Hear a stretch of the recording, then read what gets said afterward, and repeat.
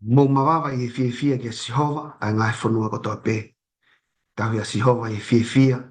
Hau mo hiva ki hono ao. Mo ilo ko Sihova ko ia pe ko otua. Ko ia pe na ne ngaho ia ki tau tolu. Kana i kai te tau ngaho ia ki tau tolu. Ko ene kakai ia ki tau tolu. Mo whangasipi o ene ngoe. Hui hono ngai matapa mo whakawhita. Pe ki hono ngai loto a mo whakamalo. Mo whakawhita ki e te ia.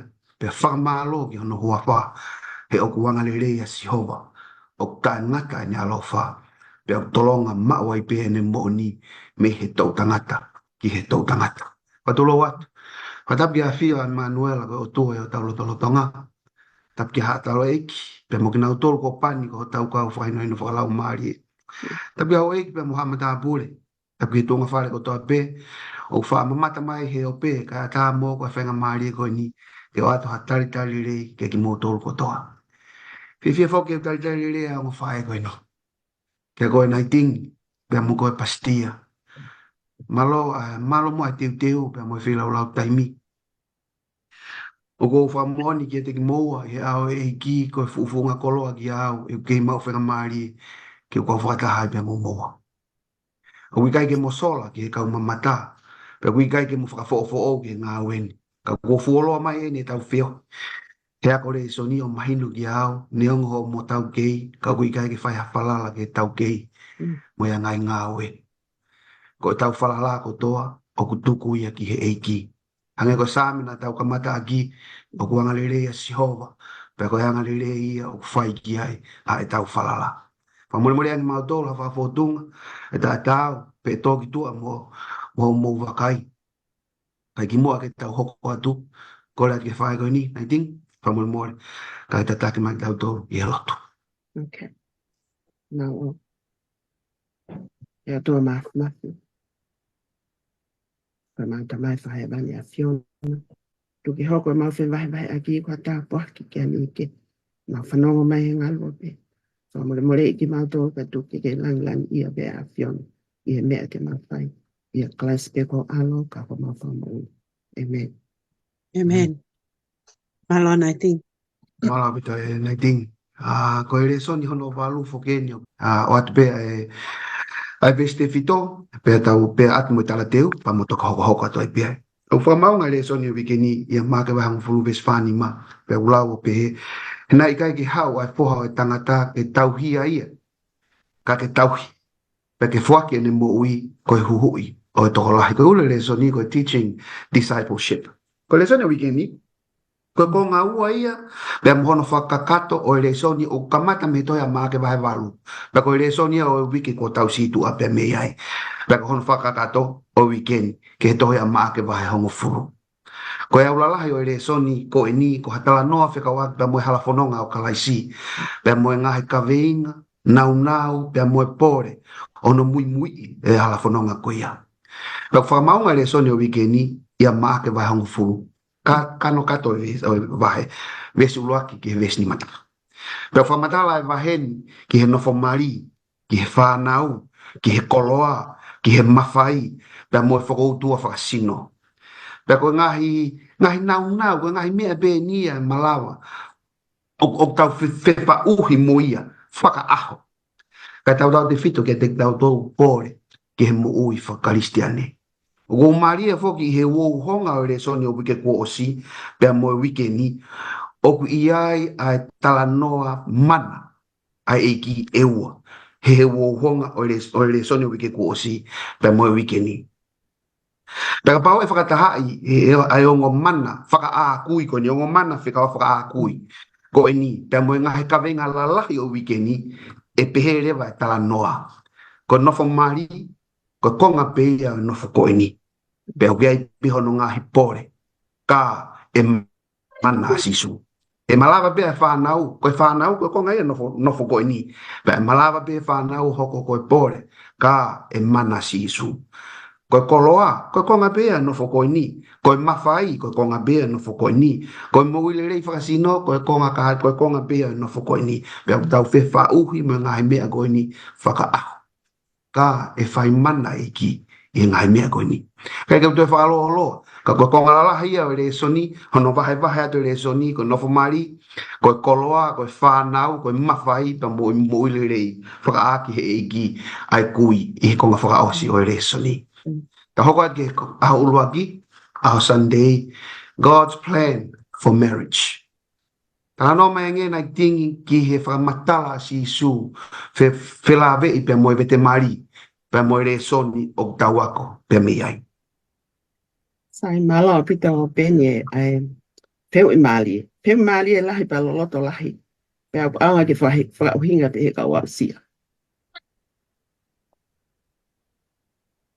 Pe au sia ko ia I he mo ui ko ia ko mo ui o ko a ko mea lahi. Ko mo ui o vili taki ki ha whakamo ui. Mua whakamole mole.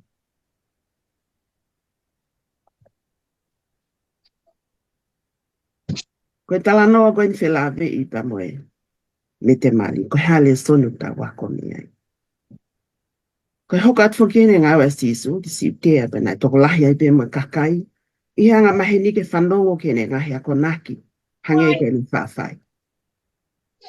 Pea, I vesi wa asko e wahang fulu, ta mai nai, hau I ka whaale si, o whehui. Ko nau whehui ko ni kono ahi e pea sisu. I whehui mau inga ko ni ai e whakate fito e tau tala noa ko ni e konga raki o le soni. O ngofua ke tukuange e he tangata a hono unoho. Na mo whaka kaukau atu ke talia si su whielau he koe tangata poto mo mohu. Ilo mea I he talano. Talange si su. Koe hana e whekau koe mbo sese ke te moto. Koe tali mea nauto. Ilo paule leipe nauto le tali koe. Nei tuku e mo sese ke tohia. Ai tohi maa vai. Ya moi tukuange ki nauto. Lupe ko tukuange whiwhine. Talang lewe si su ke te nauto. Koe mea ko ia I he whewheka homoloto. Nane tohi ai a whekauni ke te moto.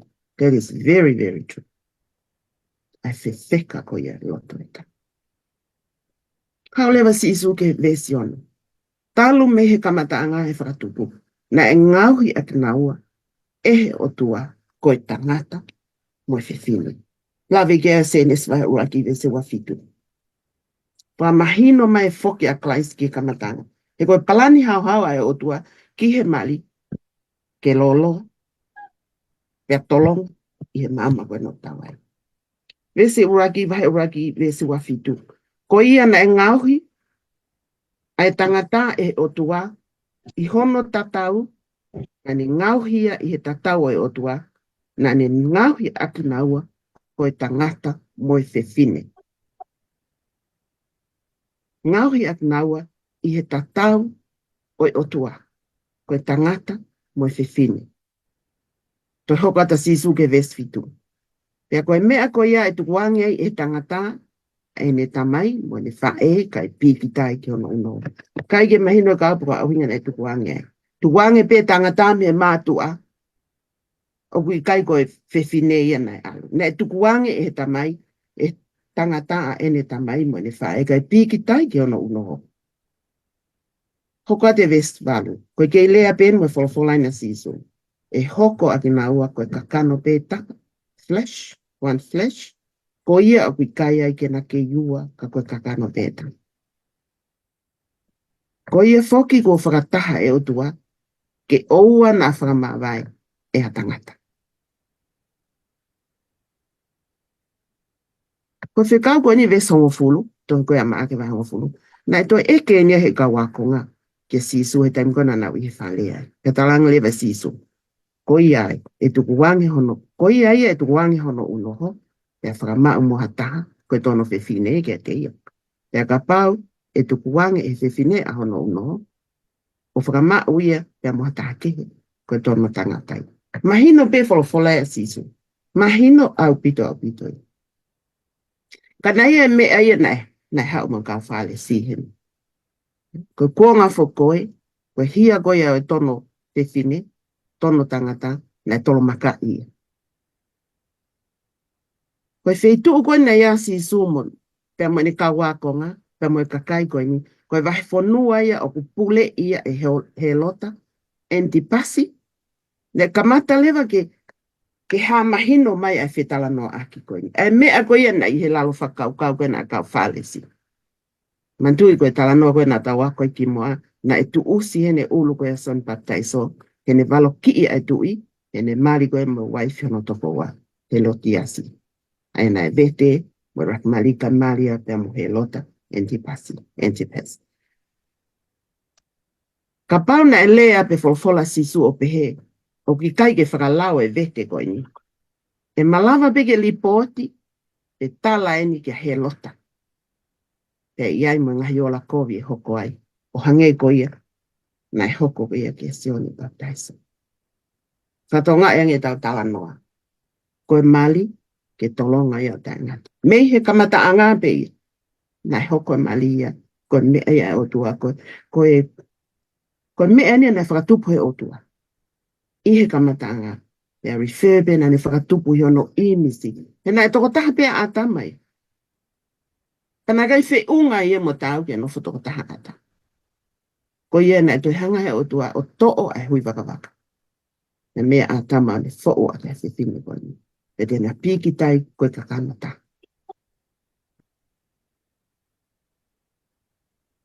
Koe tala noa koe ni, na e ngau ea ke ka whalesi, ke pou i aki e nau whihu i, koe hale soni koe te tau wako me i he tali a sisu. Tali hanga ton pia sisu ia e mea koe ke whai. O si ilo pe tau to. Koe angai wheto aki e palapalema mo i koe ni. I he nofo mari. Si aki lewa ngai nofo mari e nai whai ki mua. Ka koe mea ino tau, whawheta i aike o tua. Ne ongo ai ngahi mea ma ngai pole ko toa e mo ui koe ni. Hako mena lawi ke ai toke ta. Pole i api, i e whanau. Mo ngahi mea ke koloa. Ne ongo ka atoa ngahi koloa mo ngahi. Mea koe no tau whi.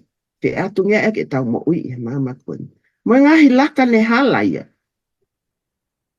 Hako mea ni na gai ke haele makalai so peki hakosi. Kene hanga o whakamole mole. Fe fine fe awa ki na e tala. Te ataki le la ki atu. Te tala ki ke sisu. To o mo tolko hae raki maka ke to o pia tolo. Tolongi fe fine koe. Hamea na hoko. Na mātuko to te ora. Na hifo klais ke mama koe ni.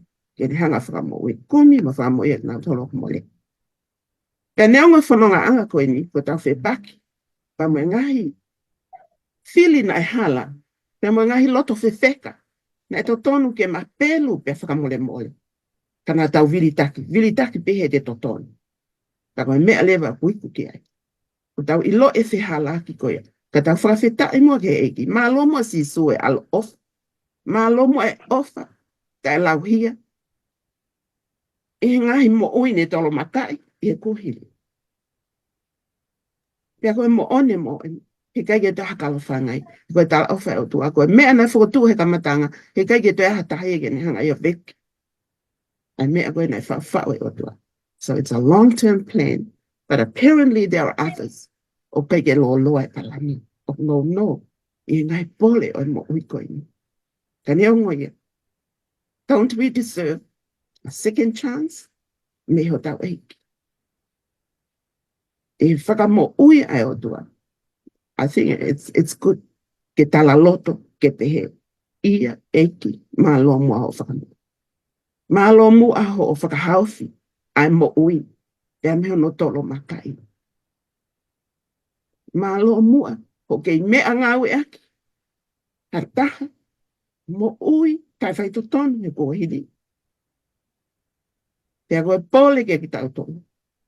O wana tau loto fōi ka longo tau au siaha mo ui pehenu. E nai hifo klaisia. Ke ni whakamole mole ki tau tonu. E tau tono no i whanong anga koe ni. Koe hape pole o tau te tau laki mo ia he maama koe ni. He's always there. Ken hanga toko ni ki tau tonu. I he ngai pole whai ngata au tau whianga ngai mo ia. Ka ko pehe ko le sondele ien ke ako me. Ai mo ui. Pako ka mea ni ke toi whakapupu lo. E kei mo oni pe a wholofola e otu. E kei mo oni pe e nani whakatupe e tangata apa mo whiwhine. Nothing else. Ke hoku ki nau ako ka kanata. Ha mea koko e ngai au. Tau fili pe dato le mea tau fili ki ai. Te tau whakawhi paki, te whakatupu, hau ai o tua, na i e kamatanga. Te tau whamalo ko ia, te tau wako mo a mele soni ko ia. Na uhinga o kui kai peke a wholofola e o tua e toi tapu te ndala mai, ke whahia bete. No. Ne ia makatu unga ia na hoko ko hilia. O mi benga hi makatu unga ke he e lava ke whai ai vete, i he kuonga ko mo sisi. Kana i kai peke hoko e ka me, ke whikau i mai ke whakahoko. O kui ai benga hi makatu unga ki whai ai, e pa a, mai hawhua ngai mea keke. Kana i kai pe totoni ke whai. Ka ko uhi ko e ngahi, loto whewheka, e mea ko pole i koe ke tau, a ko mea, i ngai mwaka, mama utu ko loro. Tuku lolo wha mātu ato pe mo uia mo whamana. Amen. Koe mea te tau lava. Whataama peke hanga e popo aki koe ni. O toi whakawhanguna ki tau tonu. Ke tau a, ke tau sio, ke tataki whakawhai o tua, ke tau mo ui. Whie lau e koe o tua, na ne ala pe, na ne wholofola pe pe mo ui. Koe o tua e tau tau. Amen. Amen. Amen. Amen. Malona, I think. Mama betu na iting. Ai, tali mahino, maboko. Tau ka te koe pastia. Le tali tano mea nge ki ngā e aki he kau whāresi. Ai wholofola, ke pou i aki a e nao whihu i. Te koe hā e re soni o tau ako, me he tali a sisu. Malo pito pen. Ai, se ui poko whamalo lahi at ka nai tingi ko hi koe tari koe ne ai. Ai se hui a koe nia ku me koe ne o si whalu te katoa ai whakamatala koe ni ki he whehui koe nai whai. Ka neo ngoia te ki lava e si atu peke e aha ki konga peke ai ke whakamahino ang patau tau ki hoko atu. Ko hi whoko kau whare si. Talo pe tau ako mai koe ne tau lele mai koe. Nau whoi mea pe nau tau whai koe whakasio pe a whangi mea. Mea pe koku nau sio koe e ala whai ai koe hano ahi i koe sisu. Ke tō ke a whai ngata a pe whakatafoki me ia te mea te ia loto koe kakai te nau huu mai nau toli ai. Aia koe tau tala noa koe ni koe ki he vete mali. Te nau o mai koe no whaka eke koe ka sisu pe ku totonu ka ke toi whaivet. O si hange koe tala noa kai nai tingi. O si ilo le lei pe nau tolu. Koe palami ka e o tua koe ki he nofo mali, nei he kamata anga. Ai koe nane, o si koe ne ngahi koe ai ongo mātu apa ne tala ange. Koe toki mea pe ne taha. E li aki ai e he tangata. E ne tamai mo ne whae. Kai haole vaia. I hono hoa ke na hoko koe kakano peta. Pau tau sa te taimpe ko hoko, na hoko ai ko hakakano e taha. Ko taimi koe te tau hanga e whakamawai e kakano koe ni. It's gonna be hateful. E fu mamahi au pita hoi ko hiko tau whain ke tau hanga o whakamawai ai kakano e taha na e hanga koe o tua ko whaki koe ka kia teki naua. Te huma lewa kau whalesi i he e nau whehu i koe ni, whehu i koe ke he, ka hange koe koe tala noa mo tānaki koe a naitingi. O si li mai pe koe kau whalesi ia, kai ki hanga e sisu e tari hanga tonu, hanga sisu e whakafoki. Whakafoki nā tolu ki he kamata anga. Mo whakatutu koe o tua, ko hike mahino, pak mo onia lau koe e tau lea tonga ko pe whai mai nau hele pulu, ke hele kalau. O whakafoki pe sisu nā tolu, ke nau alu ke kamata anga pe ke mahino, ka kohi koe tu unga e mo ui koe a whanau koe a Israeli na nau iai, kono uhinga ia mea koe, ai miko tatala no ai koe ke tohi koe te talo no me wahe ua whaaves ulaki ke wha. O pehe mai, o ka pau e whiri ha tangata hano unoho pe ana whakamau moia, pe hoko o pehe o i kai si i tene mau ha fie maari e a teia. Ko hui o kune ilo ha mea tae maa i a teia. Tuku ai ke ne tohi, ha tohi maa vai, pe ke atu ia ke ono ni maa, pe whikau ia ke alu, pe me hono whare. Ai ko whaidesea ko ni o kuhange ko ku a whia o ka kene hanga tuhu i mahino mai, ko hea mea tae maa. Pe hanga lewa e whanau ai Israeli, ona hanga lewa na tolo ai foi la ko nyo pe e lava pe tangata ai divorce no mali for any reason fahinga reason pe ia pe ko ka ke se mali ke nga hine me akai a te ki tohi vete alu koe pe ko ka ke se mali ke ne te teu pe ko ka ke se mali ko fahinga for any reason o lava pe ke ata ki tohi vete ia ke whakamawai aki nautou pe ka ke ngata i ko taimi ko ka hako ko mea o whamatala pakapa alo fe fine ko ya o kune o si hanga ko ange ko ne tohi mali ne tohi mawai o tohi mali a mahataha ya o si ko ya pa tohi ange tangata e ko ya ha tohi mawai taha ki ai pe alo tai kai ke tengo fua ke tangata ko na lok mali ke fok mai ke na ma aya ko tau saten ke tu unga ko ka kai fe fine whaka ofa mo on Whaava mone to unga koe ka kai se fine he taimi ko ni hono papa si holo ki nau tolu koe na whakakau lewa mo se hango tari ko na tingi te wheka nau loto whakakau lewa mo se ke ai ha mea ke malu ya ka kai se fine ke ue papa si peo koe lewa na whakangofua lewa e mo se ke ave ha tohi whakamawai na ua aia na whakapapau i koe si suhe na whepotala no aki o ka pau ko hahia pe ko hataha ia te naua ko pehe ko na whaiha whiawaki. Ko hinga lele ia ke pehe ke tok whaiha vete. For any other reason, nai kai peke lava ia. Ka ko hono mo o ni ko na whengain ke na hanga tau hele ia sisu. Ko hihe koe nau amanaki koe tari koe e ange koe sisu. Ka paulewa e ange whepaki. Pea moe anga koe whakakaukau e fukakai toko lahi koe na nau mui koe ka sisu. Pa mahino lewa e hanga hake le fukakai ia koe ni o tuka ki a sisu pe kai ke ngata i te nanga whatafoki nau tau. Ke nau arna tau lia. Pe hange koe whakamatala koe nai tingi. Ko helo taka foki, pe mo helo tia sina e hanga e san baptaiso valoki nau he foi anga hala koe ni. Pa ko hale mena hoko, pa si more mo ia san baptaiso. Ai ko nau whengan ke nau o mai e folofola, ke nau hanga tau hele ia ka sisu ke tō ka whaingata. Ko ha mena hoko na hanga si so whakamahino mo ne hanga whakamaala ala ke a teki nau tolu a tu unga koe ne mali koe no totonu koe ki ai ka neongo ia koe taimi koe o ku tau aloi koe pa tau tō i he ngai whaingata koe ni there's nothing hard e o tu wake ne hanga o whakamole i ki tau tolu me tau koe mea bau tau whema au ke tau o mai lewa kore whakamole ke o tu wa ka mea lewa nai hoko te alu lewa o whai lewa ha. A toi fua kawa fo o, pa te kore ke o tua ke ne hanga whamole i kita ka te move forward me te anga hala ko ia. Ai koe mea koko wako lahi me ni whai le son. Ai tau mua koe ni koe kau whalesi. Pai kakai nihi a tau tolu, o kuna hangi to pe koe kau whalesi. Ma fo pe whakasi pe whanki hala hani. Ko hike nau ato o lavaki nau tolu pe te nau ato, ai nau tolu ke nau tolu ka whaingata. Ka koe whaunga ka sisu, ka paulewa kwa whahinga pehe, whe maureo ke tau atu lewa toko ni ki nau tolu. Le sone taha, ke tau kau talavau mo ki nau tolu, ko tau pe te kia ke nau mauhoa. Make sure you choose the right person. Ke mari mo ia. Ke kohi koe mari koe ha, it's a long life journey. O kui kai koe mari ia, ko te mari etue pa weka te ala ke pe te mari pa te tupu. Be very careful. He tami ko te whiri ai koha to mari. Pa ko kinau tolu koe, unau whakakau atu koe ke na whangari aki koha nau mari. There is a second chance ke whai ha whakalelei.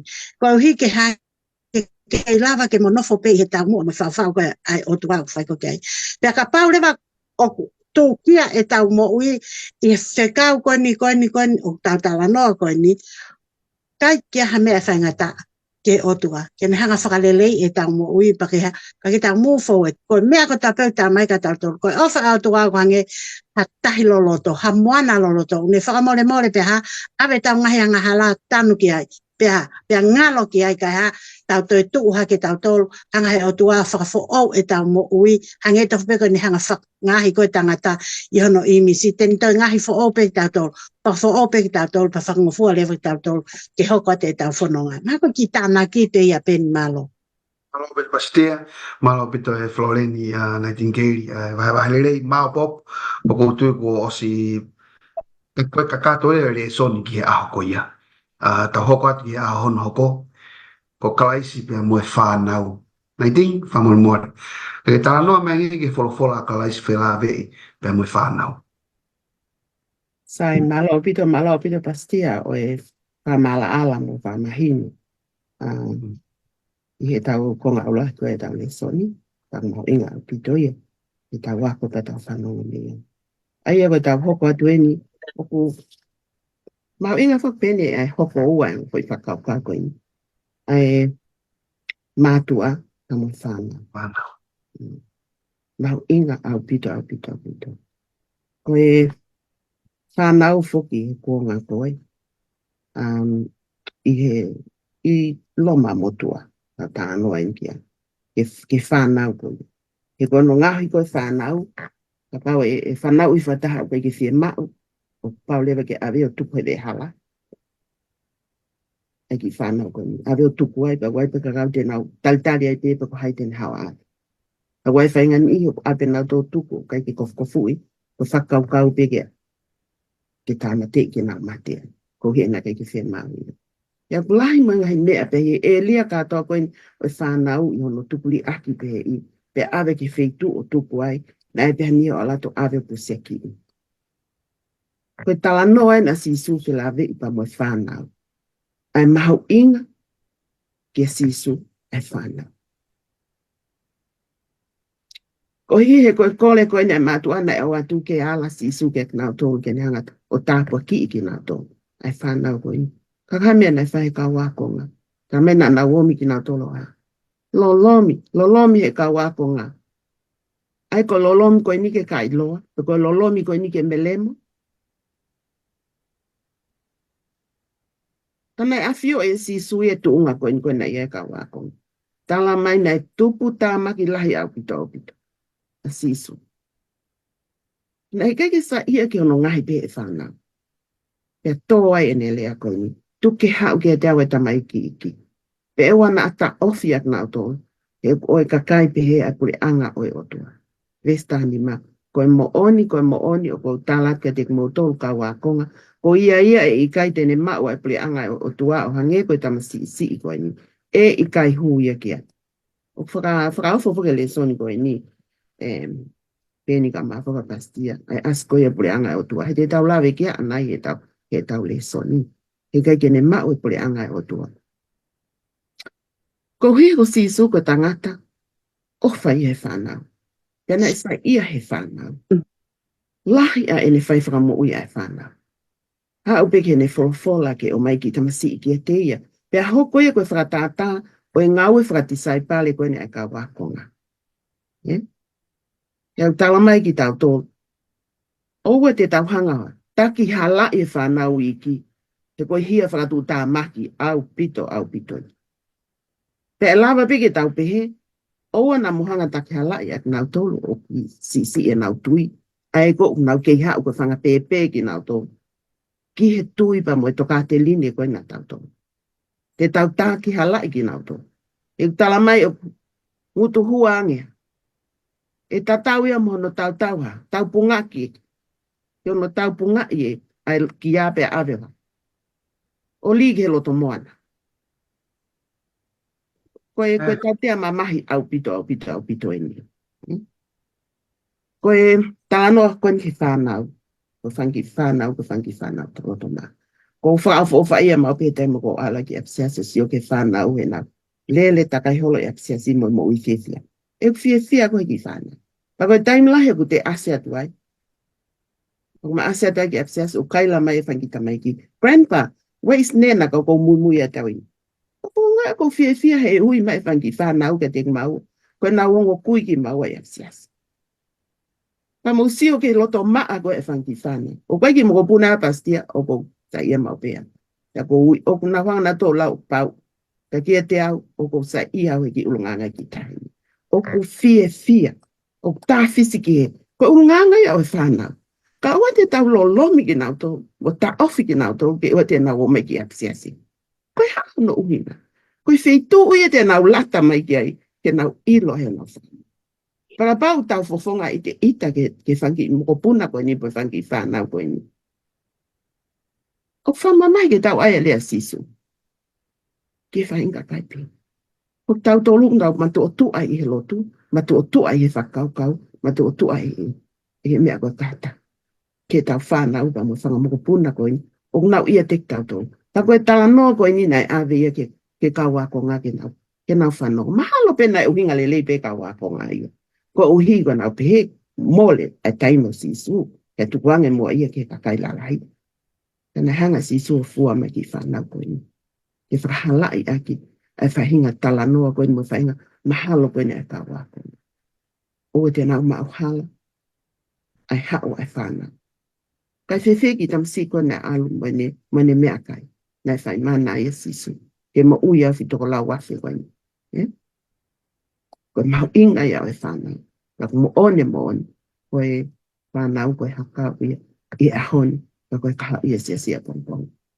Yang tau fia ki tau tolu tok lama pastia ki ngai pot ngau o tau sesi o fai ai aki ki tok ngai ki tau whanau. O tu mhako mea mhau i ngā pēka pau he kai ki tau tau mo whanau iki o loto whato ki lalo. He kai ki tau au sia tau tolu puli anga o he vani. Ka pau tau alu atu mo whainga tokate nini o tau whama futa ko ka kai lahi ki tau tolu i kai. Hala ia koe ki tau mai sisu i kai. Ta tau koe mo ki tamsi vale koe, ka ke mau e pule angai o tua. Nalo. Oito e nai ting, ano mai tali lelei ki, whihui koia, tau koe pastia, tala no mengi ki whakau koe whanau o anau tolu ai pule angai o langi. Tia, tala no mengi ki whakau koe whanau o anau tolu ai pule angai o langi. Malo pen. Koe. Ia, sai kon tau hokat na ki mo ia mai sai famalo lah kana iting ko ne kamata i mai mau inga ko ne whanau tau tala noa ko ki ai. Pange po ko whakatala noa ko na itingi ke hanga ko asia ko e kaulo mai ke nau whanau ave nau tolo bihe ve halape ave nau to tamate i he. Ta te hanga o mai ka tau tolu ai anga ko asia ko a tau tolu ko ni kakai tonga ke tau whanau. O hiko kaulo mai Tau mai tau ke ofi mai ka tau tolu ke anga koe tau sio tau koe ke tau whanau. Foi lea la he tolu ko whemau ke lawa i kai ke anga koe sio e tonga ke tau whanau. Koe tau whanau ko tau monu ia, kono wā koe whanau koe tau puaki, kono tolu koe whanau koe koloa. Pa te whatata ki pe eni. Hange koe ni. Ka pa te tau o wakai ki whewhine o ku whaele hange koe hufanga he ke hufanga he whakatapu koe olopo ou. Aia koe olopo ou eno o tau veke ke tau o sio kai koe koe ulaki fuani hono manawa. Koe tanu ko tau wata koe ki ai, koe ngahilean whanongo ki ai. Maloho mulawa mai. Koe ongo mātu a eni kona monu ia. Ko mea nau pehe ai ko tau ia tau te whanau ko mo. Ko ngo mātu aen ko na monu ia ko tapuaki aki naua ai ki tama tapuaki. Pea ko ena matai koloa. Pe ko mau matai koloa ia. Ai ko tau sio ko ke whanau. Monu ia ko tapuaki ko matai koloa ka tau tolu. Pea ko alatu pe sio ka tonga fe tau laki pe mo sio ka si su ko ke whanau. Nai sio si ai kau apostolo ke whanau, sio na tolia ki ai whanau whakapiko, kuna o mai ke whakapiko, kuna mai ko whakahoha asia si su, kuna o mai ko whakamole taimi. Pea kuna loto lewa nau tolia ke nau muat nau to ke nau hanga tau whangi whanau, he koe koe anga e nau sio ke whanau. Sio ka si su ko ke whanau, talangi si su. Tuku ki nau tol ke nau hao nau toka te au. He ko whangita mai kia koe na, ko whangita mai kia pole angalangi. Sio koe tonga koe matai koloa. Sio asisu koe whangi koloa koe ni o kuna tolu a pole angalangi. Toa te sio ai tonga ia ke whangi whanau. Pea koe ulunganga koe whangi whanau te tāna ke tu koe ke whakapotano koe a naitingi. Mei koe fo i malanga pea koe asisu koe i he mounga ori vehe wahe nima. Wahe nima koe o mātiu, Malangai mai si su koe ai ulunganga koe whanau. Ulua ki tama ko whangi whanau, they are very humble and they are easy to teach. Ma tiu vai ni mame stolu, tama kata tolu. Monu ia, ai anga vai he o anau tolu, ai ha, ai pure anga langi. So that's one characteristic of whanau. O fe unga koe ke nau tau koe mo pure anga langi, ko he unau ha, o nau very humble, nau wanga vai, pe aku whai ngofua lewa ke a koe nau tolu. Fefe kakai tanga, ai kakai lalahi. Whenga tae hono a koe ki tau tolu, koe ha, we know everything, we know it all.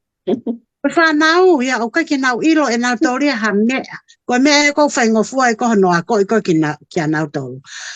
Hoko hifo, koe whanau, oku nau matatangi, Mea ko tō peo oku whai oku nau tangi ko hike ha, koe nau whaungai ke nau hanga ko whakahoko ko ke whakaai e koe ke mao koe mea ko nau whi mao koe ki ai, koe ne ai atpea ki mea tangi, koe ne ai atpea ki mea ku tangi, ko hike ha ke whakalato mo whakawhie maria e ki nau tōru ke nau mea ko nau whi mao. Tak pehe mai lewa he malanga sisu. Monu ia a ki nau tolu o ku tangi he te nau ha. Nau mau ai whi mali e. Koe mea tangi e whankita mai kike ha. E whakawhie mali e ki nau tolu. Aia koe mea ko whi mao e koe ka tau tolu. Tau tangi mau peke o tua he taimi koto a pe ko hiki ha. Kene hanga whakawhie mali e ki tau tolu. So koe ki unganga e tahe whanau. Unganga e tahe whanau. They're full of trust. Kai ke toi veve ua ai whalala ia ai whanau ko o whai koe ki a te nau tolu koe o nau hanga koto ka ngai ki nau tolu. Pe aku makato unga lewa ai whalala koe ai whanau me he taimi koe o ku hangai koe e he mātu a pe koe ka kai koe nau tahi nau tolu o whakaai koe ngahi mea ko o nau sie mao koe ka nau tolu ka pa te nau tangi nau si whie mohea o nau o si ilopeo ko ato hiki nau tolu whakamohe pe ka pa nau tangi nau whie kaya ai nau mea kai pa ka pa nau whie inua ai nau inu ko hi koe ngahi whie mao koe nai whanau o ku whakaai ato koe he kakai ko nau toka ngai nau whalalai pe nau toria ke kakai koe ia ai au pehelera he tau mua koe tau mea. Ko whanki whalala koe na whanau, they are full of trust. Ke toko taha koe ne toka ngai ki nau tolu. Koe kakaya pure hanga langi. He koe kakaya koe nau whalala kakato koe ke he otua. Tene hanga koe whakaai mai koe. Koe mea ko tope nau tangi ke otua mo nau kore ke otua. Oku hanga he otua whakaai mai nau ngai se mau. Pea tupu lewa ai me iai e nau whalala koe ni koe o whakahoko koe ke. Ta tau to fe mo tau to me tau whalala ki o tua. Tolu ka whanki whanau, ka whanki tamai ki innocent. Loto tau ataina. Kai ke nau no whanau tolo toi ingo atu ka hai pe toi uri ate loto ka hai. Nau loto tau ataina, nau loto maa. Nau whaingo fua lewa ka nau tore ngai mea ko toape. Tapate nau ke Kone ospe nau ke pe kulava minite taha, pe kulava ki minite ua tau sota tok whaiate pikini maa ia moi vainga whataha. They forgive, they are so forgiving, they forget, they move on. Miso ka ngai unga ngai whanau. Kei ke ngata pe nau loto tau ataina, nau whakamore more, kei ke nau hanga na toto kuta ngai mea ku hoko kange ko tau tolu ko hoka ngai mea te tau ita he weekend ita mai na katu ule lato o se tau o se ngai tau kei ku kuta pe mo tau hold on kengan ko whanau kone osipe koe pamore more nau fia nau move on lewa nau mui ai ko nei ke whakatata ma tore ke pule angalangi ko whangatonga mo uia kou whe mau koe ke tau Papau tau whea mau ki tau hoko ko kakai ke no whoe no whoe pure anga langi. Tau whae whangi urunganga koe ni. Tau whae whakamore more. Mawe ke teke ngahi palo pale mau kosi ka tau mawe fia pa tau move on lewa. Ko hiko whainga urunganga iau tau mai pure anga koe langi. Taha. They kept on running back and forth for help.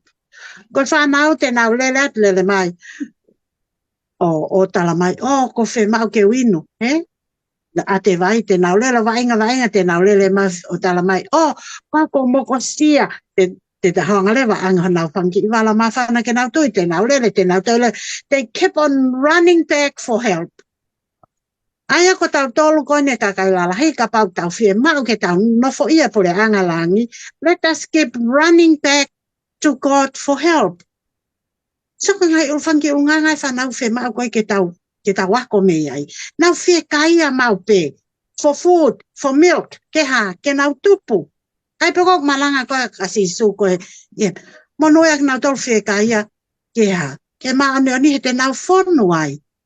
Ai au whe maa lewa tatou ke tawange ko whangi whanau, keep on running back, ke otua ke ha, ke maa maha mea kai, ke whawhanga tatou ke tau tupu, pea ha, pea whakatupule kina lewa e tau mo ui, mo i tau wheo hihe ko hio ko ha, ko hanga e otua toka ngai whakalele ki tatou. Children are very simple, eh? Very simple. Eki hange ko tau tolu ko ai te mea ko pako ne alpela lahi whanau ia o si kamata lewa ia ke kapana nau manako ke tu e whangi wala ko tu tu na whao atu ta mana tol ka old fashion nea ka kina te tu. Whanau they are very simple. Ko hape mea talatu whatever they're given. Ko mea pe talatu no debate, no argue, nau ha. Nau whai talango fuaka kato peki ai. Au whe maulewa tau loto ke ngahi ke ha. Ngahi ke very simple. Ohi ka lava ke ha. Ka lava ke whaingo fua e anga mo ui. Te hanga lewa si suo place e whanki whanau every home. Awe whanki whanau o tuku ai. Ke ha. Ke na hoko ko whanki malanga ia ke matu a. Mari. Ke he nau whanki toonga mo ui ke sio ko matu a ke ai. O hanga lewa e whanau o malanga i mai na. Totonu lewa ke tau lau ko tau monu. Ai ai ha whanki whanau ke tau nofo moia ke nau hoko nau tolu ko malanga mai ka te tau tolu ke nau hanga remind mai ka o nau whanki ulunganga ko hi ke tau whenga lewa ke tau ulunganga pe. Pa aku mahu inga lewa i whanau ki he api ke o matua to mahu inga ke he tau ko tau siasi ta mahu inga ke tau ako. Pea unu mai lewa ai matua, pea moe ako, pea moe siasi, ke tau whepiki nima, ke tau hanga toko ni e tau whanki i whanau, ko ke nau au si ai tu unga totonu ko ke ai. Pea koe ki nau tolu, ke ale nau ako mei taimi, pea ale ke nau au si a i taimiti. Ala mai siasi mo nau hi pol kalama. Tamata pe ngai pol kalama siasi, tamata me he nau kei vale pe whanki tamaiki. Aloha ke ai au ke nau ke nau ki tupu hake alo ai pe no toka ngai he siasi alo au pe ke he youth ala mai tawa ko ke ha ke nau tokoni ko ngai tokoni en o tau fai ko ta pe he ko kupu ai ko fehu i mai ko ka te au ke tala mai ko haleva atau tolo e fai ke tokoni e tau whanau ke ngata pe he ngau e whakataha api siasi ako ke tokoni e tau whanau me alahi taha hoko tau tol tau matu, ko tau tol ke tau hoko koko mo tolo le lei ko ke tau whanau. He kohi o kuha o kunau sio, o kunau whanongo ke ngai mea, pako e ako kai whanau, taim ko kunau sio ai, nau sio pe, pako taim ko kunau mau pananga lewa whaifaitaki e mea ko ia. Ko taim ko tau pe tau sai ke whangi whanau, o kunau whaiha mea, o kunau hanga lewa whaifaitaki, pe kunau whaifaitaki e taimi ko to tamai e whae, pe kunau whaifaitaki e ta, kai ko te mea ko whakamuna e ko whangi tamaki. Pa ku mahu inga lewa ka tau tolu, ke tau very careful, ke tau ngahi mea ko toko tope o tau hanga whai, ko he ten hanga e toko ni lewa ia. Ai ko konga e tau tolu ko whanau, he? Tau te fito ke whanga tamai, they should become the superhero for their children. Sorry about the mother o whemau ia, ko hi he kuhanga ngai tamai, o whawhawhonga e tau tamai ko kuhelangi. A tamai ko e tau tolu katoa ko oku ihelangi. So everything they do, they should become the superhero for the kids. Pea ka pau lewa kua hanga tamai ia, o ki kai ke mahino kana tole ngai whatongia koni, ta o ki te kai ke nau ila na toko whanau ko na tai koloa. Ko whaaki mai ke tau, they hold on to it ko hike ha, ke ua na more koloa ko ia. Mahalka ki tāna kia prea penta nakat ke koloa tukmai nai tingi malo apito. Malo pastia. Malo apito e pastia, malo apito e naiting. O mai kakato, mololoto e le sonio a koia. ta hoka ke ahon hoko ko e whakatupu koloa rei taha. Tano mange ke tangata tō maari e 19 nai hao whakawhihu ia e ki whelawe i pia moe mo ui tangata na moe le son i taulawa ako pembi ai. Malopito pen, malopito pastia ai tano lolo to filawe i pa mo e whanau, o ta wako ko toa pe me iai. I ngahi vahe koe no tau whai. Kai tuku mua ke whaha, whakatalano at filawe i pa mo whihu i po om he toke tau. Ko e tangata tu umali e whoke. Ka ku ki whakawainga aki enia e tau koe hai a disinvestment koe a tau tolu filawe i en pa mo e talanoa koe ni ke tangata kolua ia. Os mahino pega tau tolo e ulu ia koe ni pa mo ngahi bese tuku mai i lalo e ulu koe ni. Ai talanoa koe ki tangata kolua ia. No whampa. Nga mahino mai koe maake. Na kau ka pepa tangata talavo kolua ia. Na e kamata whoke ha ele koe na sisu mea na wo koe ni koe na wo koe ni se salima. Pea lotong koe ne na whanonga aku. O mahino pe na i he whakatahaanga koe na ia e whanau. Na e puke mai sisu e whanau ke ono whunga. Na ia e toko taha koe ni. Ka koe ne lele koe ni. Na kai ke peke lue. Na e lele. Pea tuulu tui. Pea te ia o ne whehu i o pehe. Eiki lelei. Koe hate whai ke mawai a mo i tangata. Eiki lelei koe hate whai ke mawai mo i tangata. Koe lele koe ni ko. E kehe ia me taimi koe na whai a tali a sisu. Na kai ke lele ia na. Kai ke fuwhia fia. Koe whehu i koe na ne whai na mahu inga i ke hanga sisu o tali whehu i koe. Ko rakle a sisu na ndang. Kau ke uia iau koe lele. Tō taha be lele a ia koe o tuai. Whehu ia lewa sisu. Ke ilo ngai whekau. O ke ilo o wana ke tōna whewhine, o wana ke whakapō, o wana ke kai a. O wana ke whakamon o wana ke kāka. Whakapa ke o tamai mo tai. Ka toa ngai whono koe ni. Koe tauhi vāia koe ke kaunga. Talangi lewa he e toko tākuloa ia koe ni. Eiki. Pai ko toa pe au e umea koe no ke whamatala mai. Talu i ku keisi. Talu i ku keisi.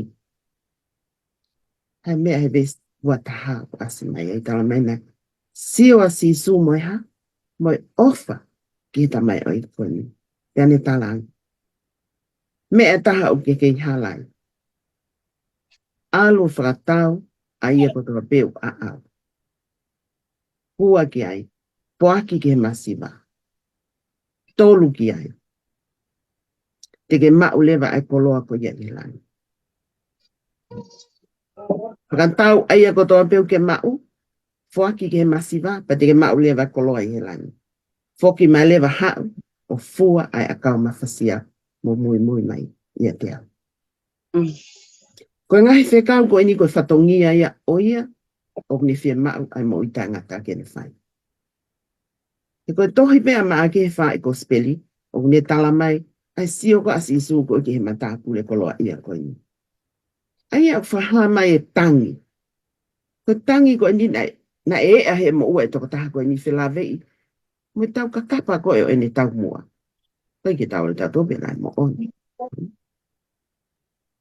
Ka ko e talanoa ko ni ukne o mea mea lalai ka tau tolu. E taimi ko na hanga e sisu o talangia e umea ko ni. Hala pe ko he mea ta. Ai ko no kotoa whakaluku fua ia o ngahi unganga ko na totongi ne whai. Na kai ke ne whai ai. Tala mai nai pupu tuu ene mo ui. Pea alu ko mama. Ko whelewa lele ia koe nai whai ura kau. Ko whelewa tu ulu tuia mo hu ke o tua. Ke o mea tali. Ko whelewa ene kore koe ke mau mo i tangata. Os tali e si sue mea koe nikia. Ka hamea nai hoko. Kai ke lava whai ai tutu o nima whekau. Ko hia nai kei. Mahu inga ia pia ke tau hene kolo. Ai koloa whaka e mamani. He gune lau ia kono pule ang. Ai koloa koi. Koe veke koe ni ke hau koe ni. Ke sisu ke na tala noa. Ne foki. Na kei ke to iai o ngang koe. Te kei ke uila apo ka hamea nai hoko. Te tala mai koe ne foki koe ia. Na kei peke ne mau ia whia mali. Koe hae mea tene whai, kene inherit, pe kene mau ai tofia koe, ki he mo ui tangata. Koe konga koe, se nes vai tāni mea wara ke fitu, whakamotua talanoa whilawe i pa mo kele kele. Ai a koe. Koe ngahi koloa. O kange pā mai ene o kaua e mau koe ai whanua. Whakahauhawa i mo whakafo'o i sā me tau fitu. I sa ia wahe ono taha. Ma tiu wahe nima ves nima. Monu ia anga malu he tēnā mau ai ha. Mau ai whanua. Ma tiu wahe wanima ves tau wha. Hau ak motoko toa pe. Ai pule anga ko teu. Ma ki motolu. Te mo mau ia. Ia kamata anga. Me talo me kamata anga o mamani. Lea sisu ke kau ako ngā vese wa tolu. Ko he mea nei tarangi sisu kau ako ngā vese wa tolu. Me a whainga taa au pito ke ngā tolo ku mai kolo ake ha. Ke hu ke pule anga wa. Taramai na e ofa kau ako ngā he lea koe na sisu. Kana e toi lea bea sisu o pehanga te ngā tolo. Whanau o whainga taa au pito ke te ngā tolo. O ku whalala ki e koloa ke hu ke pule anga o tua. Whainga taa. Hangi ko mea nā kulawe ki ai. Ko hi ko nau pule anga pe ia nau kolo. Ya pele va sisu. Whaingo fua ke hu e ka meli he awa ihu. O hawa i hui. I hu e tangata koloa ia. Ki he pule anga oi o tua. Talamai nā nau. O foheni pe toi peange sisu ka nau tau. Peange kau ako ngā ka sisu. Ka hai lewa e mo ui. Kani malia sisu na ni whaiga nau tau. O ku i kai whai e ni e hatangata. Ka koe o tua pe. He e ku whawhai e o tua. Ai mea kotoa. Sa? Koe o tua pe e ta. Ai e koe ngahi mea kotoa ke tau wako mea. Koe o tua pe tau le a whiu e tau loto me tau whakaukau. E ngai whonga o whai i e tau whakawhia ngai kia te. Kia te ia. Te a whakatau tau wahe ua whawis tau wā kongi mui. Te atu ki e tangata taktaha. Whakatau ia mo ene ngahi ngāwe. Mā tiu wahe tahau no vese ua fitu. E koe whoha o e tangata. E haui e nau o ene tamai. Mo ene kau angelo. E tēne totongia ki tangata kotoa pe o whakatatau ki ene ngāwe. Wakai e kou hau wāwe. Ia ku i e te au e totongi. E atu ki e kakai taktaha o whakatatau ki ene ngāwe. Ia ngahi mea tēne whakawhi atu mea ki tau tongi e tau whanonga e māma koini. Lahi apita. Koe ngahi koloa whakamāte lia. Kai ki whiunga. Ai talanga fuai ke tau hu ki he puri anga o rotua. Hange koe mea nai whai he tangata koloa ia koe. O swhai kato ai a unga. Kana kai ki whia mawai e tangata koloa ia koe ni. Wene ngahi koloa. He nai hoko ia kono puri anga whakamāmani. Ko pau ke hiki aka e puri anga utua i mamani. Ke maa olunga ia i he loto o whahinga i tangata. Mei hato e puri anga i mamani. E taima nofo taloni ai o tua e tau ngahi mo u. E ne fotu ia he tau ngahi mea kotoa. E aga pau he ikai ke hoko ia o tau hanga lewa o si aki ai pule anga e tua mihi e tau mo ui. O hangepe koe foki ai tangata koloa ia koe ni. Puputu ia loto mamahi la. He nai lahi e ne koloa. Koe ia pe malo. Amen. Malo nai ting. Malo pito nai ting. Tana ki whalau maari. Mololoto. Pastia, hoko atu. Tano mai ke whihu i apita. Tano mai ke taria sisu. Pe mere sonyo tau wako pe mei ai. Alo pen ka tu ke tau hoko tai pe he whatala no ka nai ting koen ke aia koe ne mawahe atu pe koe ne ki tala wau kolo aia koe ni. Mantu ko sisu pe nia moe ki tala wau kolo aia na whai koe tala noa ka tai ka he ta whaaki pe ka wako ngā na tangutu pe o sio ke na tala noa ko whai. Pa koe taimi koe na na lea ai koe sisu ke whai ngata a koe ni koe ai hu koe tangata mau koloa ke pule anga langi me hanga ke lewa ke me kawa ko ngā tala ke na toko no whai ngata aka na si o pe patalang lewa sisu. Mo so ke whai ngata anki he tangata mau koloa ke hange to pe ko whai ngata ako ke hu e ka meri he awa koe awa i hui. O pe he to pe whai ngata ako. Ka whanongo pe fo ke kawa ko ngā pe amo pita. Mantu ko pita ko toko tahalea ni koe kawa ko ngā. Ko e na lea lewa pita tanga sisu. Ka pau koe whaingata ai. Koe uhi, koe kake ne lava ko tuku wange ne kolo ama. Fefe mau tolu. Fefe mau tolu na ke ui mau tolu. Na mau tuku wange mau waka, na mau tuku wange mau kupenga. na mau tukuange mau tamai, na mau tukuange mau businessi, ka mau hao lewa mau tolo mui atu ka te koe. Au tau whakalea koe taha, hange penia ha eke e pita, te asi, so what about us? Koe ko mau koha, what are you going to give us in return? Ke mau tukuange koe, he koe na, o si mawhai matol mea koe, o koe ke lava koe, the one thing koe nei kai ke lava koe he tama ko whai. Ke tupu vai koe ne kolo amo mea. Tari Maria si sunai whai ka nau tolu. Le koti ai tohe maa ke wahe o ngofulu me sua walu ke tokita. Ke tolu tahau ta mai tau tolu. Nai lea asisu o peheangi. Koe mo oni o kou tala atu ka tek mo tolu. O ikai hatangata ko neli aki ai whale. Pe koe ka ngahi ka inga. Pe koe ngahi tuo whewhine. Pe koe tamai. Pe koe whae. Pe koha unoho. Pe ha whanau. Pe koe whonua. Koe uhiko au. Pea moi o ngongo lelei, ka te o mau o taki te au i he mo uini. A te whakalawa te lewa sisu, koe whare, koe ka inga, koe tō whewhine, koe whae, koe whanau, koe whanua, koe moi ngahi whakatanga na mo whepaki mo ia, tā mai ka tātou whakatahai mai on top i he ngahi mea ko tāko ni hiri whakatai mo i tangata. So ne 100% ia. Ai whoaki koen, ain kou tala no kasi situ. Kok mo tolu ko te mo whoaki ngahi mea koto kotoa.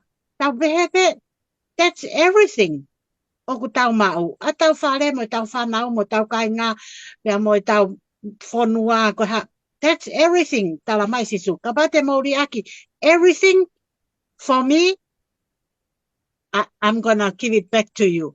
100%.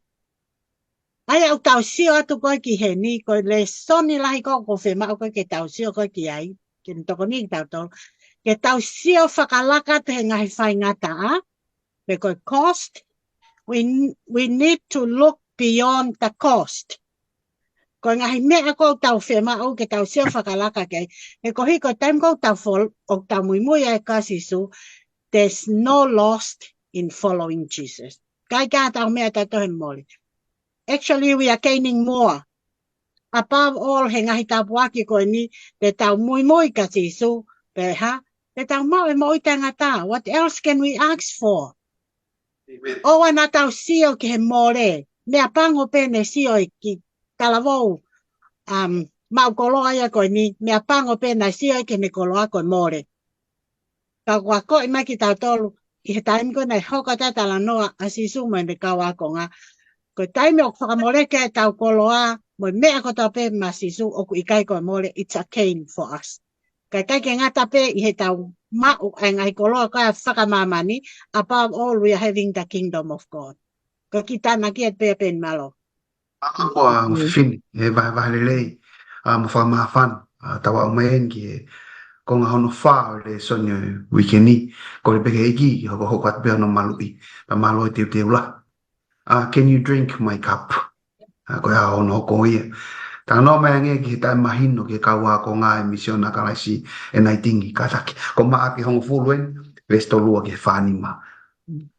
Malo apito malo pasti ai ta no pa mo fa lo to ko fai. Pa tau ilo pe ai ngahi ta puah ki pela malia to ni kita to no ba ba ni fo fo. Malo to ta ka tu mo ke fai ata ka ki lave at fe lave I pa mo me pa ta na hino. Ko me a lahi ai palo pale mai ngahi au ni ko ta na hino. Ngai pal mai society ta mahino tupu pe me te mau pe akita mo me pe akita te fe fano pe kita ki ai. Ka wa ko ngai na na fono nga pe mo sisu. Pe na na iai pe mata pe ne fai mana mata ne fai fa mo ui. Ha ona do me fa kau pe e na fa kau. E fo tu ple anga a sisu na. Kana fa kau ye. E ko fono nga ko a sisu ko ki Jerusalem. E kai gene to fo mantu pe na tau lave ke ki mua na fa ma po mai e to ke ta ko tala no ko ki mua ko nga ko to ha ma ki ko tala no ai ke na iloi who Jesus is ko hai sisu ko hai unga we sisu fai pa ko nga ko ki mu ko ta ki atu ya ke ilo he ka wa ko nga ka pana mo lave ka pana mo sio ke he to pa na ma ke ba he balu ba he va o asia be tala no sisu fe lave. Te mo ai ko ke forward ko ke no tutuki.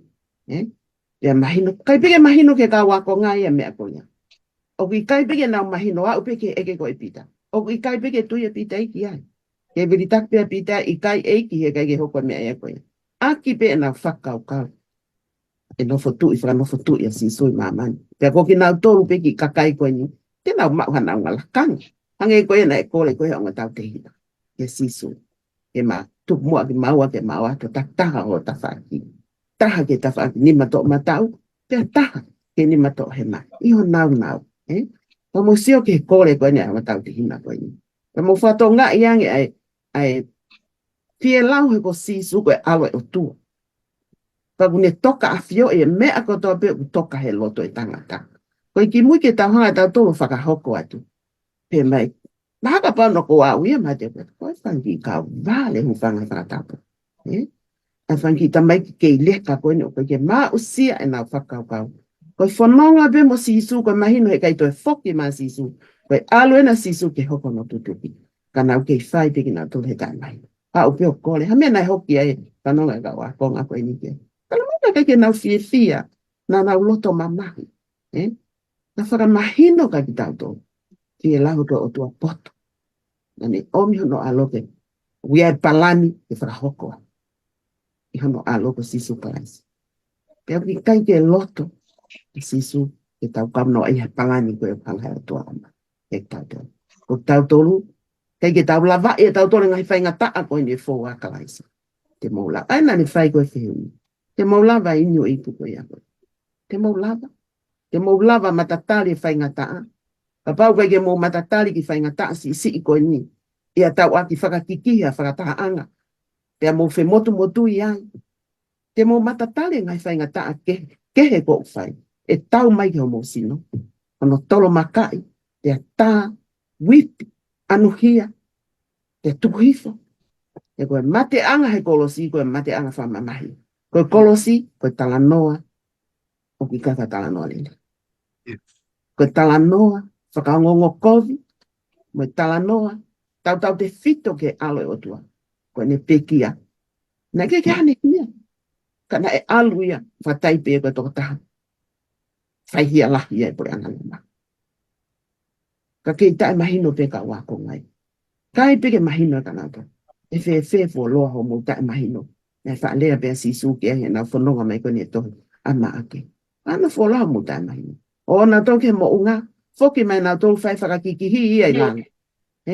Kai ke na uilo e na tolu ia. Kai ke langa kau toko hiwa ia ko whaka mo ui. E si toko taha koe ni a mahak tete. Kai ke langa.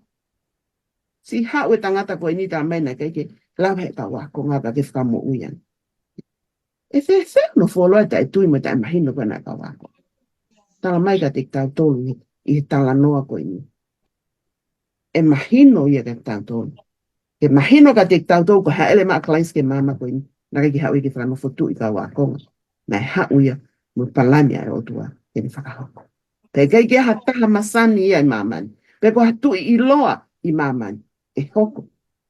Tene whetong ai tu i koe ko klais. Pe ke hataha ia. Pe ke hataha ia. Pe ke kau wakonga na ke haele maa klais ke mamani. Ke whakotu upule anga. Ko tau whatongia o tau tau ke tau whakahoko. Ke tau talia klais ke tau mo ui. Tau whakahoko whatongia ko ia. Ki heni ihi ko ia. O nau whia maa whanga mo ui. Ke nau ilo ia klais. Tapa e mahino ka tau tau tau whatongia. O kui kai koe lakanga. Te tau haua ia kalaisi. O kui kai koe mawhai. Te tau haua ia kalaisi. O kai koe tu unga he society. Te tau haua ia kalaisi. O kui kai koe tu unga koe. Kai ke ha mea e mo i koe ni ke ne whakatatau ai. A klaisi kia ki tau tau. Te koe tui ka pao e mahino ka ki tau tau. A e tau ngau e whai he mama koe ni. Te lawe i pa moiu e o tua whai ka ki tau tau. Te tau hangatahi pe ke tau kiki taki. Ke tau focus. I tau mua koe no. Tau mua ki ai. Koe tau whanonga. Api nau ia koe. E kui kai ke aha mo ui e he mama koe ni. Te koe inu mia koe ngai whainga taa koe. Ne whai e klaisi. Ka te tau fōwai. Ka e maa pia ne kawenga. Ka pau te tau whalala ka kato ki te ia. E tala mai ko ne whaki mai e mawhaio. Langi bea mo mamani ki e tau tō. E tau whakahoko a ene ngā. Ko klaisi o kia te tau tō mawai te. Ange kono lau mai.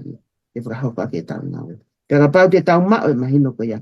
Ke tau toi ke, mea ko whilakanga, ke tau toi ke, ia ngai whakatahaanga, te tau ilo, te tau topo uai, o te sio at kei. E te Amen. ilo kwai whawhonga e ki te te. Ko ia te mana. Malo pito Malo e naiting. Malo naiting. malo pito vai vai lei falau mari mahino foki. Pastia toka mai mo ke feu fra osi o e a pule lulu pa ke tala no mai angia mau inga koe ai tau mo ui fra sevani ti. Ko hi ko kalistiani ki tau po. Malo pen. Koe taha whuken ha whehu I lelei ke tau tala noa kia pen. He ko hui whoki koe mea ni au nai whai kai whakawhekiki. He? Ai ka wako ngā. E nau nofo pe pa nau whakawhewhehu I holo pe mo nau whakawhekiki holo pe. Pe ko hai nai e lahi a te ki nau tolu. Aia koe whehu I e ni au ku. Whai mape ka wako ngā pa whenga mape a sisu. Koe nau whakausinga koe nau ngau e mai koe he nau hau koe me kāreri. Na hanga sisu a koe nau tolu. Ki he nau whakawhekiki koe nai whai pe ko hai lahi a nau tolu. Na wa umayen ko na wa umayen ki seriko ko frauen ke ko na amanagen ke na huwa to ko ki Jerusalem ke fe pa ka si su mo nga fe nga ta ko ki mo ke kolosi ke fai pe fa fe ki na pere va si su hau time ke to e fa fo o e ke ko ini ka wa ko nga ki ke na ke mamahi no ka tek na tolu a me ko no ku ko nga o fa se va niti e ko alwen ke ta o ne tolu o se ne tau e ne tolu mo ko nga mo ne whakahoko e ngā whakasewaniti. Kai si ope ne kawa ko ngā koe ni o te kia pe ke nau lava nā tauria ke nā wako ke nā mahino ka te ki nā tolu. A mea koe no kui koe ngā o whakasewaniti. He kohi ko se mise nia pe amosione ko nā mau e nau e loto lahi. Ke nā o kono kore hange koe nā whakatalanoka nā te ngi. Ke nā kore kohi koe hā, kohi koe lakanga, kohi ke hiki ai koe ki nau e koe ki olunga.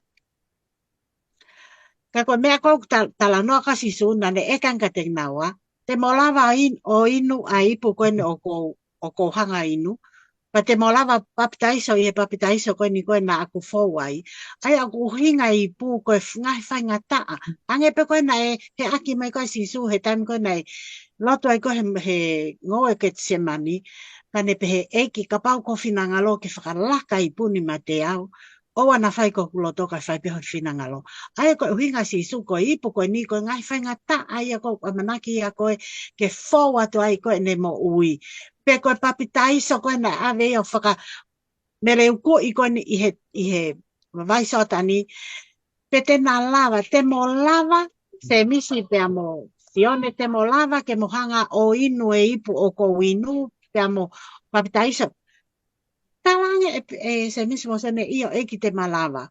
Ma ko mo oni pe ko sio ke o ngari ai pe na mo oni he kohi ko se misi ko raki apostolo nei mate whakama ata pe ko sio ne ko mui taha ia ai ni ko nai fo watu ko alu ko ki he motu maka ko I Patimosi. Ka ko tari ka sisu na tangi sisu. Ka pau mo lava ino I buko ko ino ai ka mo papitaiso he papitaiso. Ka koe nofo I hoku tawhaaki to mata upe mo tawhaaki to hema, ko kai ko haaku ia ke uhanga atu. Koe mea ia koe ngā ue ia, koe mea ia e toko tahake. Aia koe tau atu ki he ni e peni mo nai tingi, koe ongo fo I tawhaaki koe tawhaaki taha, koe te hanga pe kita o whenga ke hiki I kita. Pa koe aia koe te tau pehe pe koe bright ia pe koe loto hikisia ia pe koe loto maalunga ai koe nai mau ke se tane ai koe nai to ai koe me pure anga I langi ai loto koe ni koe ke hiki ia ke aluha ke maalunga mangai mea koe ia ka koe tawhaaki koe taha koe tawhaaki koe asisu ai nai hanga koe whakatoki ene mo ui he maalunga taha ke ne hifo pe ke maalau taha kamata me ai angkai Paka managen ke ne whanonga mai Jerusalema, ngai whainga taa koe a whaua te kolosio whakai ko atu ke whanua loto. Se mau e sisu ke mahino ke ne kawa ko ngā koe ngau e whakasewaniti, koe ngau e whaia e hataha o ku fie loto ke ne hoko koe taki, tangi sisu kau ke loto ke hoko koe taki, alu koe ki mui. alu koe ki mui o whai mai ngā ue ko ia, he ko hi koe ngā ue whakasewaniti, koe ngā ue ia e taki. He koe ngā ue a sewaniti to serve others. Ai ni pe ko whai koe sisu. Kau koe koe ngā ue koe e kau taki, koe nau mea pe o whai, koe nau heka pe o lunga, kumia langi langi, kumia nge ia, kumia nau mawhai, whakahiki hiki i he kakai ma ngai mea. Ka koe mea koe na whakaofo koe ke alu kone ango konga koni o kore ai foi tu unga koni o tano ko alu ke ko ki ai nai ka wa te fa ai he alu ala to mai fa ai ke ne ala to support ai kore koni hano ngo foha ai ko tau lava ko ke tau te lau ko i lo nga he ngo gospel koni ta ko fa ai ko ni ko ta hai ne ngai fa ai to ko tolu ko na na ke no fo mau i he lalo ko lo si he time ko na tu ki ai ko mele fa si su mele Magdalene pe mo mele ko ni an ko na fa matala mai ko ki ai ko alu ke tala mai ko mele ko ni ko to ko wani ko no hinga ko Salome ai ko to ko wani o mele ko fa si su ana tau si o atu he ni na alu fa to ko tolu ko ni ko na ala tu ko ni it's like a family deal alo ofa mai ko ko fo ha he ko hi ko ha it's your cousin, ko mo family ofi. Ke na atu o no fo hoto fa, ta waki tau mata au. Ka ke ko le pea ha fo hai taha kai tuku e fo hata. Ko le whakatau osipe. Ai ko sometimes o pehe anga i tau mo ui. Ka pau lewa ko ha family o kunau mao hanga hilakanga. Hange ko tau whakakau kau at pe tau toria mo anga koe tau whakakau. E tuk whakaholo ai pe ane ai a koe a i he whamiri ko ia, pa te nau maa na tolu wha ila kanga ko ia. Ka koe mo tolo ko, tala mai koe si isu koe ke tau mui koe ki ai. Nani tau pehe, te hanga paa koe whaka osi, ki mua koe ke peki a koe si isu, na whai koe ne nau oho mohe whaka osi koe ni koe i he upper room, pe koe loki koe ni olunga, na te hanga pe si isu, a koe ka nau tolu ai ngau e whasewaniti. Nani tō ke olunga ai e tau weli, ni hono konga loto. Kane puno lewa ki lalo fufulu ho nau wai. Whakamahino ka te ki nau tolu koe ngauen a se waniti. E he taimi tatau pe, it took them a very long time ke nau wako, ke nau ilo koe hae ngau wha se waniti. Maha koe mea tatau pe ka tau tolu, taimi lahi o tau whaatala noa pe ke ngau wha se waniti, kau kai ke lava ke tau tali ke tau hoko ka se waniti ka ni ikehe. Tau loto pe ke tau hanga pe tau tolu ia o self-promotion, promote pe tau tolu ko hike ha ke tau alu ki olunga kau kai ke tau loto tau tolu ke tau alu ki lalo pride o kune hanga whai ai tau tolu tau loto hiki sia ka koe humility ko ia une whaka ai ki tau tolu ke hifo ki lalo ai koe ngahi tapu waki koe o humility ai tala mai ka tau tolu ko nau tolu ko tope nau whaka lalo iki nau tolu ko nau tolu pe na tuku hifo ki nau tolu tala mai sisu te hanga hiki e ai taim te hanga hiki ai ki nau tolu ke nau alu ki olunga ai ko tau le soni ko tau ako me ai pa tau ange pe ke tau hange ko sisu tau ako ke tau mo ui whakase waniti tau ako ke tau mo ui tuku lolo tau mo ui maalalo ko hika lava ke tau whai ai whatongia ko se waniti to serve others e ko hika pa te tau alu tau tolu o nofo ki olunga te tau siafa lev tau ke kakai ko ni ke nau hanga o serve ki tau tolu ki olunga tau kai ko tau mu ai e tau lotu mo e tau ngawe ko tau mu e tau lotu mo e tau ngawe to serve others hange tofe ko hanga si isu o whaki ene mo ui o hike mo ui ai a mamani ka atoa pe he ko hiko ni tau mo a ngawe na hau ke whaka mo ui ka nai ke hau whaka aua ki tau tolu mako ki tāna ki pe a pen malo o pito e ngo whai pe mo tāna ki o whai pe ako lawe e mo ui e ngahi le soni wako pe me ako ni ko tau man ki a whakaos pe mo konga whakaos o le soni o wikini what do you want me to do for you aho topule lulu ia Nangking, tano mange ki ngai le soni ta wako me tala noa o tangata kui ko eni ko party music ko ma ke hon full ves fa ono en ni maua ko tau en ki mui ke to ha ma ke va ho fu malo to eta malo ko pastia no to fra lo to me ta le soni ta ko ta wa me ke a fa asi ko le be la mali ke angai fo fonga mai pe ke me anga e ki tau e fa fin ko ta no ko ni ke ta mai ko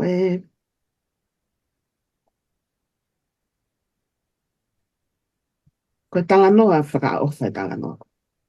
Koe tala noa o koe. Whakaloloma ke tau mo ui. E tau whanau ke tala noa koe. Te koe taimena e hawa sisu koe ki seliko. Koe nau kamatain ke nau mawahe mai koe me seliko me me ka wako ngā. Pea koe si tangutu e tangata kui koe ni he vea hala. Koe ne nofu ai he ako tau pia koe nofu kole kole hane seniti. Pea ilo lele e maake hanu hingo. Tala mai ko pāti niesi. Ai a koe foha ia o te mausi. Nai whanonga tō taha koe ni ke sisu me nase le ti. Nai ni whanonga tō taha koe ni. Pea kamata lewa ke ne tangu. Sisu foha a Davida. Have mercy on me. Amen. Hanga e ka kai o talangi ke tawhi. Ke tuko ene lea. Ke tawhi pe whakalongolong. Kana te ole lahiang ai ka ila e tangata kui koe. To o mai be foi kupu i lea koe ni. Son of David, please have pity on me. Koe kole, fia maulahi tau pito ina tō tāko ni. Tala mai na e ongo e si sua kole koe ni. Pena ne tu, pena ne ui atu, ke tangata kui koe ni.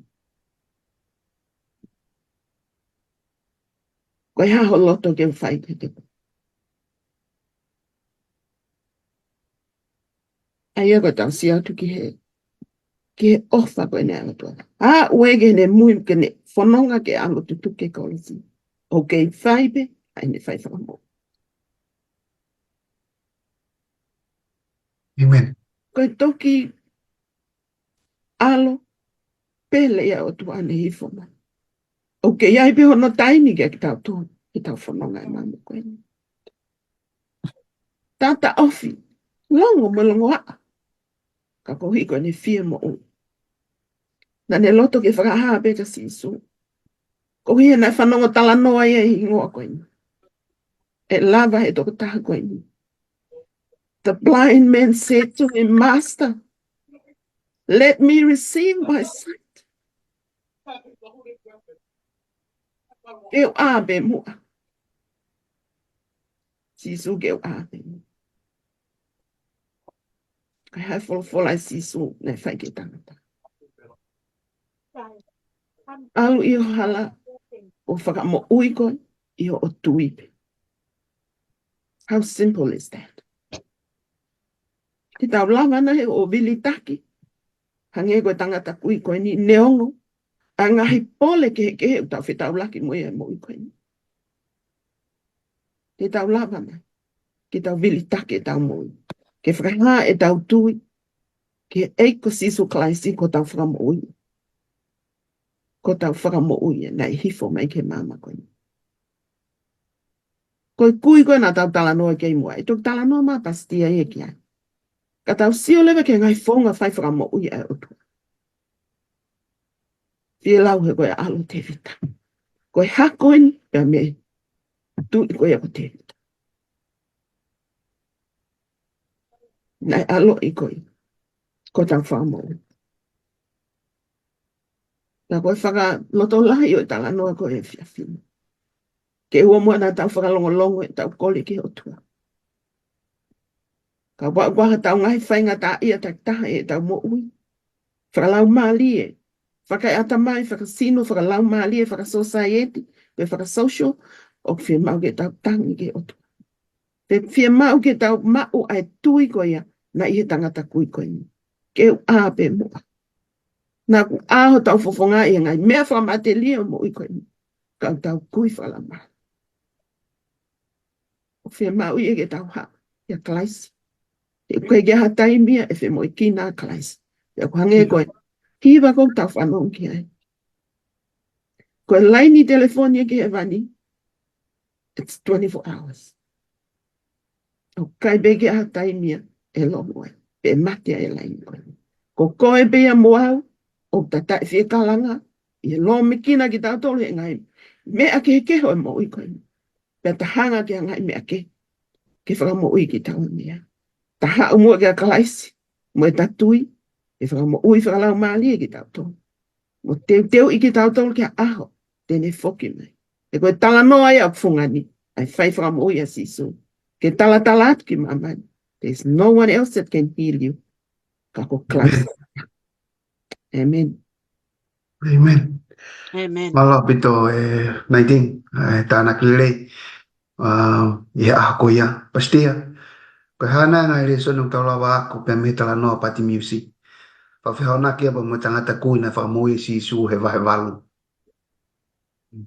Malo apito peni ai se hui koe ni pa ku tawa o mai en ke whakaos o singa e tau po tala noa pa whakamawhana apito malo nai tingi ai tala noa mai ki he whakamo ui koe nai whai si su ke tangata koe ni ka pati music pa koe tangata whakaosi whoki e ni nai whakahoko ke ai si su. He was the lucky last pati music he.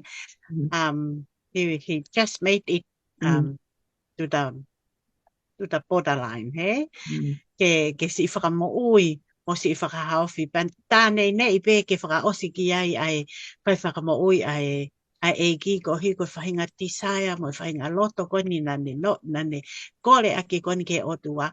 E taimi ko na whehui ange ko e si su pa ko ha me atene hanga whai ko me ana, he? Pa ko tārie na lawe ka nai tingi kore pe ke a pe, he? Pa ko sia tu ki ai. Most of us o tau kui ange ko pati music, he? Pau whima uia ke tau kore ka sisu ke ne hanga whakaata tol. So koe whehui ta tau pena whai sisu ka se misi mosione. Wahai mea moloto ke hanga whai ka te koe. Kore ango tangata ko nina kore na langlangi mo tu unga. Pea mo mawhai. Kai kore tangata ko ni. Pa ko hono o la ia. Hono o la. Before he was an outcast. Now he's inside. Koe ola ia oi kore lele koe na whai koe pati music. Kai ke ngata pe hono hangai o tua o whaka hono mata ke lava kosio. Ka ko lava ke ne mao e tau atai na kakato, he? Ko lahiangi hono lolomia e kakai, ko le lahiangi ia. Ai vivili mo tutui mai koe na pati music ke whanongo a sisu ko no leo. Ta ko hono mo ni ko le soni ko tawako ko me iai. Hei kai ke ia hataha tangi ke mui ke a sisu tene tahanga o ngoi. It doesn't matter. Peko whewhetu te ke tangi me ai. Peko uta, peko tahi, peko whewhetu. E hanga pe sisu. O ngoi ai tangi ai anga hala ko tō pe tangi ke te ia ke whahe no whakamo ui. He won't let you down. O pau pe ke a watu ka te koe ke ne hanga whakamo ui koe. O whakatatau ia moe tala noa koe o tangata kui koe ni koe he wahe walo na whaka eke mai koe pe ni koe ka tataru ko pati miusie. Koe tangata koe ni na si whenga mai koe ni ke ne hanga ko o te whakafoki mai koe a lava koe ke ne hanga si o tala mai koe ala koe si su ke he toko taha koe ni koe ne ala na e tu o ua e ne ala koe ke he toko taha koe ni patoki lava lewa ke mo ui aia koe ne ala ulo aki tala mai ka tautolu na e ala ia ki hono ngutu pia mo hono telinga kana e osiange ko ia na kai peke lava ia na e ka tu pe ko sio ka me ta mai tangata ko ne me ko sio ka ke ne lefu o ne sia o hange ko kakai na hange ha ulo akau o kunau alu holo kana ko me na na ho ko le na to hanga le vai sisu o toi famo uie to ta ko ni ani ke ne ala to o ko ki ai ko se hui ko mai ko ka tau to me ani na ha na kai ke ma o sisu hairi fe unga ke ne hanga pe ala pe to taha pe ke tangata ko ni pe mo ui ko hana o hinga mena to ala to oa sisu ke tangata ko ni sometimes o fe ma o sisu fe ma he o tua ka tau to tempo tau ala ko fing ko ke tau e ke mo ui mahanga hi lau mali we need to go extra mile ka lava ke tau toki a usia e tau mu a ko ke whamo ui mai lau mali ko ya taime ni tau whenga ki tau o ki hataha pe tau alatu pe ko whe paki ko me rak whenga taa te ngata le vai e tau whenga a koe tala noa kone whakamu e tangata Koi koe ni, na e ala si su uluaki, te kai ke kakato e anga koe ne si opa, na to ala tu o ua pea si su ki ai. Ai koe tau mo ui lewa tau si atu ki ai. Ka pau lewa hanga si su ala se tau mo ui I he uraki tai mi pa kai ke lava ke tau li liu. We will always have a second chance. Ai koe hange pe koe na tala noa koe ke anai tingi I he kamata mai koe tau tala noa. Pa koe mea ia koe ni hanga ko o mai koe loto lahi ka tau tolu me ngai tala noa koe ni. A lava ke tau sio atu koe ni ke ngai whangata. Ngai whangata ia nai mo ua. Ai ka kai koe ni he ngai mahaki ke ke. Kana lava pe ke hao ata si su ke ni hanga whakamo uiki nau tolu. Koe mea koko mai koe ka te tau tolu koe ke ngai ahau ni. Koe ngā ue whakawhai whakamo ui koe ai o tua. Kei kai ngā hene whakamo ui ho tau sino whakamaterie.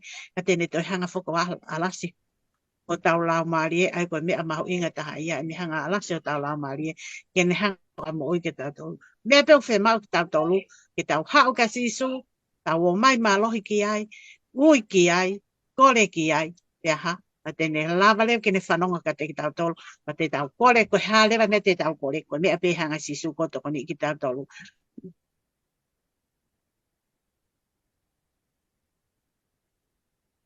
Tēn malo. Malo pito pastia. O wongo te mawa e mo le soni wikini. Pe mo e vai mo hanga whakahoko. Koe mea e lalahi e ua. Ko wako me mo le soni a homo vai. Nea ngok where hai mea ki ako. Mea waki pēna e whaosa ki nai tinga ni nai. Koe laini ki langi o ata hua e ua wha. Pea koe mea o whenā pas pēa pe mo e tāna ka pastia ni nai. O kuongona e si sua e tau tangi. Pea gimoa pe ke tau alu ki he whakamaha opo. Kala monua ke te mo ang whae. Ke mo mao ha wikelele. Pea mo ha whanonga ia toi ngā tau. Mo toa ngā kuata. Maha ko tau whelongo aki pi whakalongolongo aki pe koe ni. Tau toki si o pe he ako le soni oko. He kuata hono oko. Pa neon koe ke wha whetala no aki in between lessons o mahino pe koe ke tu koe ai whelo tu aki. A ofola tau pito au pito ki a moa. Pea mo e koloa la. E kumkei mau taimi. Ki wako le soni ai pe mo moa. Ai peka koe nai tingi. Mai ha whakamaa popo. Pe hokat ka te koe pastia. Ka mai ha whakamaa popo. Pea ke whai mai pe pastia e tau lo tuku. Malo pito e pen, ya malo pito pastia e pito koni aki I he ako e fia fini pa mo si po tano aki. Ka teo ki I tana ki whaka o sea tupe ai me ako mau inga ia I whia lawe I pa mo. A tu si te ai best investment ko ia ke tau whai e nana ko ini. Ke ewa mua na tau hoko ke ko tau I whika. Ka tuk mua ke tolo te ofa akalaisi e tau mui. Ke hopo ki tau tolo. Maka whakamo ui la mali. Ke puri anga punya ngati te. Amen. Amen. Kau investment de le tahapi. Ya ante ne fokin mai. Pastia o ke ha whakamaa popo. Pake lotu tuku mai pe kataki.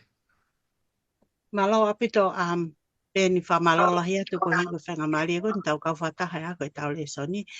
Pea ku koe ki whakamā popo no peo ko whai ki he ke tau le soni he ganga koe ne wakai koe ni ke ngawe whakamisinare koe na sisu. Ai au amanake ni ke ne whakaikui ku atu ne ngawe. Ki he whakausinga koe ne ngawe koe whepaki mo ngahi whanga ta alahi. Koe hi ke ne au ke kolosi ke whai ho tau whakamo ui. O kune ke whai pe ho tau ui. Neongo ene amanake ke au ke kolosi kuni ke whai pene ene ngā whamisinare ke whai ho tau whakamo ui. Paku to ai hokuloto I he ngā ue whakau whakonu ku whai koe ni ho tau whakamo ui. Ka take ai whakakau ki he fo I ke he punake I loa koe a mori toni o kune pehe ke whakamaupo opo ake e tau ki tala noa e whiawhini. I longa hataha o ku fie mo ui. I longa aia o kune loto ke tui, e tari e sisu hatapehe. He o kune kumi, a sipi na he. Amen. I longa hataha o kunofo mamao, ka fie foki mai. E tari e sisu hatapehe, he o kune kumi, ai sipi na he. I longa hataha whatomala he ngau e tae honga o talangata. Te tari e sisu hataha pehe he kune kumi ai sipi na he. Whawheta i sisu ai kumi mai ki he ngahala ko au. Taulo. Eklelei e te ilo pe te mautu me fe. Ki whai ata whakamalo. A whawheta i kia te koe i he hoa koe ni. Ko hi koe wholfola maa mo maani one a whionau ma wako ki ai. E mausio e tamai ki he loloto o whalahi, malunga, maukupu. E lahi whauwhahua ho ofa. Ko whai mai ka te kumatoro. Ho ofa kumi mai. Ko hi koe angahala kumatoro. Whamalo mo whawheta i kia te koe tamai. Ko hi koe ofa li oa. Whei lau lau. E whai mai te kumatoro. Neongo e mau he i he angahala mo e whakapauri o e mamani koe ni. Kau kai ke tuku ho oui. O kai ke tuku kono kumi ki mautolu ki whawhoke ata ki mautolu ki awhini mama au e awhina. Mama lo lahi ati ka te koe tamai ko halau marie. Ko hika na tokon ko toa peo ke whai maka te au. He ka naiting ka maa peni. Ko lava lele ma whatongia hi e whiawhini. Whatawange pe tamai. Nea o atu ka te ki mautolu ko toa pena na whanongoa. A ki pōtala noa si asini, pe lava ki nau to'o pe haki konga si mea i ki hoko anga ki nau whanonga. Ta mai ko anakin ke mau mātuko e whiawhini.